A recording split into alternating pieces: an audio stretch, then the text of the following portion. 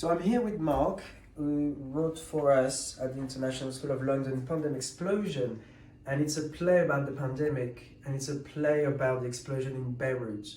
And how did that come about? Well, it was through conversation with Mark, myself. We decided to talk about the pandemic. Mark suggested to make it different. And at ISL, at the school, we were supporting families who had been affected by the explosion August 4th, 2020 in Beirut. And we started collecting some stories from some of our students who were there, from people who were there that were friends of some of our colleagues. I'm going to read a passage from Razan, who was in a car when the explosion took place. There was glass all over the floor from the mall windows. We had no injuries, thank God.